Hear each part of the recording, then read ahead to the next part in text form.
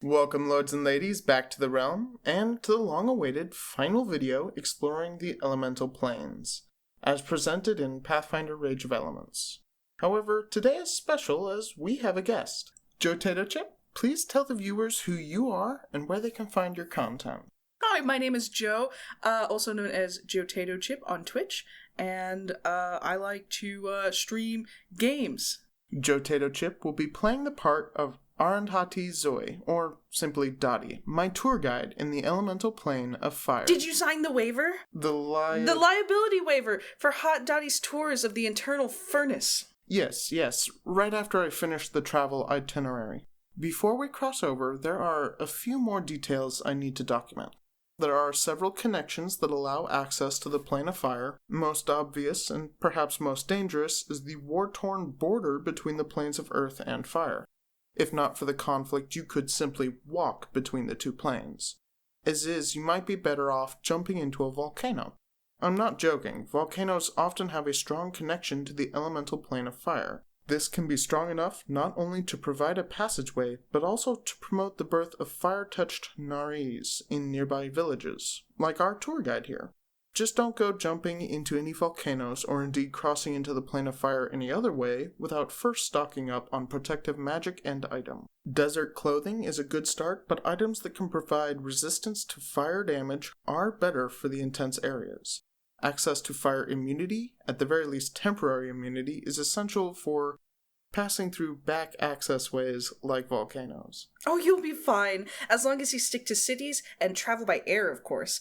It's really only the wilds that'll scorch you to a crisp. And why not skip the hassle of booking inns and free airship rides by choosing Hot Dottie's tours of the Eternal Furnace? With me as your guide, you can sit back, relax, and enjoy the scenery. It really isn't so different from what you're used to. We have normal gravity as well as rivers and seas, made exclusively of fire and magma, of course. And the air is made of breathable oxygen. That will scorch your lungs to a crisp. Not in the cities, silly, or an appropriately warded airship. Oh, and this will excite you.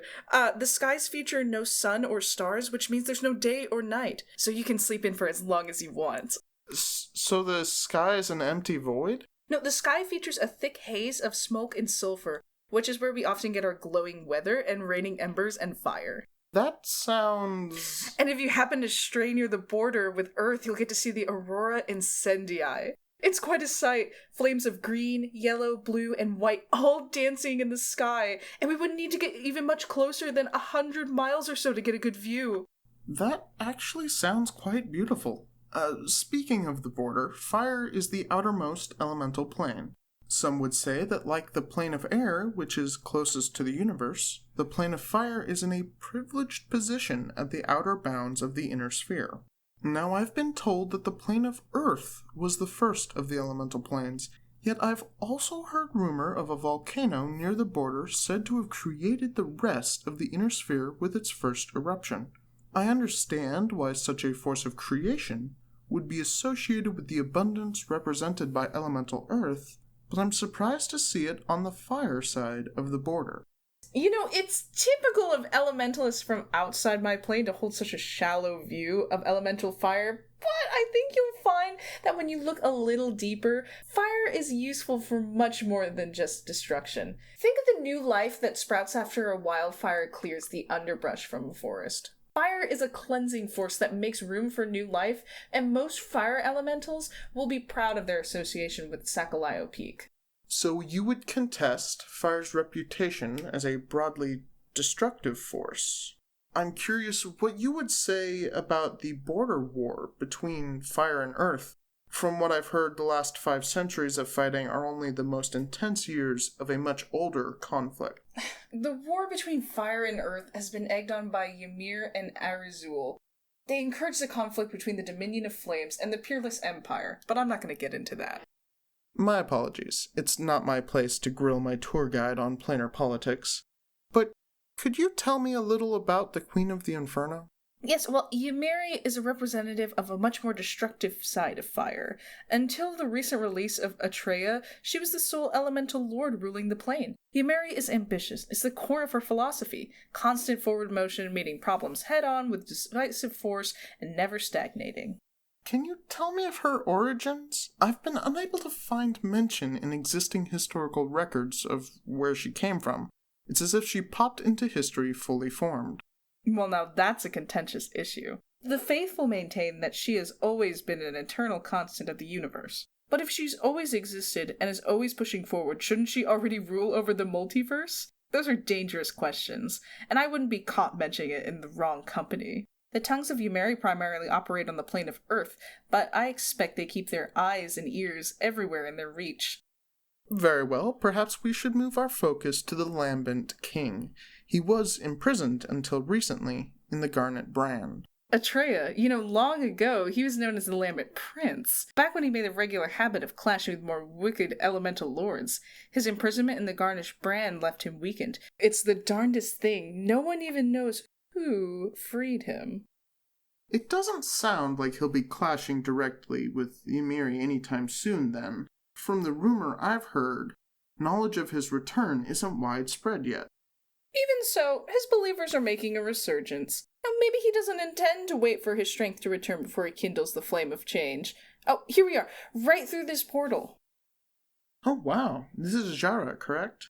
Built originally by Axiomites exploring the plane of fire? It's so green. Well, of course it's green. My home city wouldn't be very hospitable if you couldn't keep a few plants alive. You may thank our impenetrable crystal dome for the temperate climate. That's impressive, but honestly, the most important protection of this city is its political neutrality. This city is said to have an embassy for just about every major faction in the multiverse. It's a good thing you decided to come through Jara. Imagine if you had been to Inferno's Bliss instead. It may be a tourist trap, but it also maintains a hardline political stance supporting Ymeri, and you still smell of your travels on the plane of Earth. It really is a shame I won't get to tour Inferno's Bliss. I've heard the hospitality is unbeatable. Oh, it is. So long as you say no ill word of Ymeri during your stay, you can expect to receive all kinds of gifts and courtesy. Sometimes Ferenius, the hand of the queen herself, comes to greet visitors. I considered attempting to find a path through the Scoburn Caves along the border, to avoid the politics of cities altogether. You would have to reach a city eventually, if you could survive the wilderness, and if you could have found a path through the caves, and if you had a boat that could navigate the magma rivers that flow through those caves. Yes, well, I decided not to try roughing it in your scorching wilderness. It seemed excusable to complete my journey with a paid tour guide. A good choice. You could have run into anything out there, like a rack attack, or a whole flock of rack attack. A rack attack? Oh, you haven't heard of them? A rack attack is an uneven, fleshy sack of ravenously hungry organs that will eat anything it can get its bony little appendages on. Are we expecting to see any of those on our trip? No. They're usually found in ashen wastes and prefer to stay in their burrows until something wanders too close. They won't take any interest up here in our Afreet airship. Alright, speaking of airships, I couldn't help but notice an absence in our flight schedule. Are we not going to be able to fly over the Embran recess? Yeah, we had to remove that from the flight plan. I understand you were keen on visiting that region of the melting lands. How unfortunate. Yes, well, the various elemental dragons have been elusive in my travels. I was hoping if we could fly over the lands of the magma dragons, I might catch sight of one. Typical of dragons to be both attraction and a deterrent. We did send a formal envoy to request flight permissions. Sent them to meet with Kaliniaya, eldest of the Magma Dragon Council, but the envoy never returned or sent word. Actually, we've sent several envoys over the years, and none of them have been able to return with an agreement for flight permission. Have they all perished in the attempt? No, most of them come back to confirm that the deal fell through. Besides, the ones that didn't return might not be dead. They could have just decided they liked the Embran Recess and the company of the Magma Dragons, and not had the social grace to send a resignation letter. Maybe. I see. Oh, look, on the horizon, do you see that? The Obsidian Spire is there. It's massive. Is that a palace on the top? Oh, yes, though I wouldn't suggest paying them a visit. Feronia's Herald, the Guardian Blaze, and a quartet of phoenixes are very keen on maintaining her privacy. Feronia? Feronia, the fertile flame and mother of the Imperial Lord Ragathiel? None other. That place is her family's commune. Did you know Regathiel's father is Dispater? The Archdevil, Dispater, the father of Regathiel, known famous for his focus on chivalry and duty? Feronia must be one hell of a mother. Speaking of demigoddesses, the Plane of Fire seems to be home to quite a few minor divinities and rulers rumored to be of divine stock. The Scamps, native to this plane, have their ninefold matriarch of holy sublimation. Queen Duramalia IV, yes. They consider her to be a living goddess, and who's to tell them that isn't true? After all, under her rule, the fire scamps have become perhaps the most socially advanced of all the scamp varieties. We should be flying by the Ninefold Towers soon. It's their city, made of marvelous quartz towers and built upon the ruins of a Munsahir structure. Wait, they built atop the Munsahir ruins? That's bold. From what I've read, the fire scamps betrayed the Munsahirs some 67,000-ish years ago. At the time, the Munsahir's Azure Empire was slowly being pushed aside by the Dominion of Flame. The specifics of that betrayal and the blame are lost to the past, but yes, the alliance between the Scamps and the Munsahir worked out very much in the favor of the Scamps. The Munsahir were folded into the Scamp military and subjected to Scamp rule. Were subjected? Have they regained their independence? Now that's the interesting part. The term of their service ended at the same time of the return of the Plane of Metal, and now they're led by Allfather Verdez, a Munsahir wreath not in red, but green flame. Together they're rebuilding their empire, starting with their capital, Emberkeep. Verdez? A green flame. Could it be? On Galarian, back in the Age of Serpents, in the Valashmai jungle, there was an empire ruled by a Munashir of the same description, the immortal Jade Hegemon. The very same. The Dominion of Flame must be having a cow. That is, of course, if they've even noticed over their current war. Speaking of the Dominion of Flame, we'll be arriving at the capital soon, and you should be able to see Medina Mudia now. Now?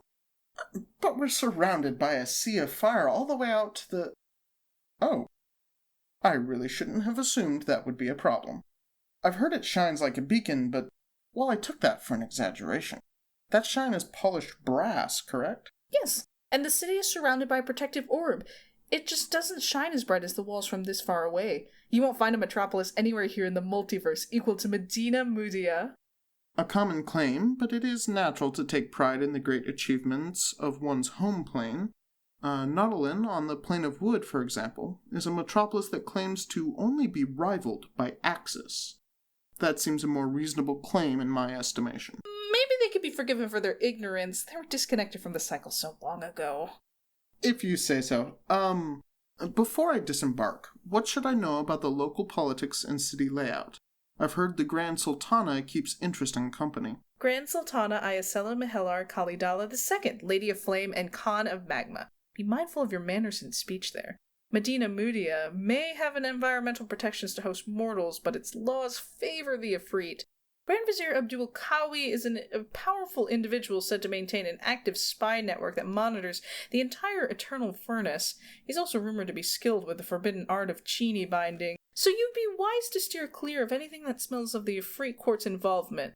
Other than that, be aware the Burning Quarter does not benefit from the environmental protections of the city. Also, the Inner Ward is strictly off-limits to non-Ifrit. That's excluding the Grand Bazaar, which is available to all. Thank you, Arundhati Zoe. This has been a pleasant flight, and you have been an excellent tour guide. Please, just Dottie, and thank you for booking with Hot Dottie's tours of the Eternal Furnace. I expect a good review in that travel guide of yours. Of course, Dottie, but I have much yet to explore. Farewell. Right, onward to the Grand Bazaar. And on the way, let's talk magic. There were no new focus or ritual spells introduced in this section, but that still leaves 15 new ranked spells and 2 cantrips.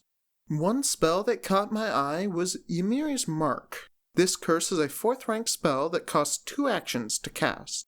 It's a touch spell, and the target gets a fortitude save that sets the duration of the spell. While affected by Ymiri's Mark, not only does it leave a glowing mark on the target, but they are also fatigued for the duration. And so long as the target and caster are on the same plane, the caster can always sense the direction of the target. The caster can, at any time, end the spell's duration early to cause an explosion of fire centered on the target. Very cool spell, and I could see it getting a lot of use against reoccurring villains who like to escape battles. Keep in mind, the fatigued condition severely limits exploration actions, including trying to hustle. Also, think of the intimidation factor if you need to coerce an NPC into performing an action even when you aren't present. Here in Medina Mudia's Grand Bazaar, I've found a new kind of magic item, sensors. This is a type of permanent magic item that requires incense to activate. The incense is consumed, and magic or alchemical incense used in this way does not provide its usual effects. The smoke from the censer lasts for 1 minute or until dispersed by either the wind or the wielder. The smoke is not usually thick enough to provide concealment. As example, the lambent perfume is a level 6 censer priced at 250 gold pieces, and designed to look like Atreya, the lambent king. It takes 2 actions to activate and requires 1 silver piece worth of incense. The smoke produced allows sickened or otherwise afflicted creatures to roll a new save against their affliction. Not a massive effect, but in a pinch it could come in handy. That, my friends, brings us to the end of our tour of the Eternal Furnace, the Plane of Fire. Thank you, Jotato Chip, for joining me in today's video. Yeah, no problem. I really enjoyed it. It was a little bit challenging for me personally, but yeah, it was pretty good. You can find me on Twitch at twitch.tv/jotatochip. I like to stream games and have fun. And thank you, lords and ladies, for visiting the realm yet again. This was the conclusion in our tours of the elemental planes, and I'm excited to get started on my next project. Thank you again, and as always, travel with loyal companions.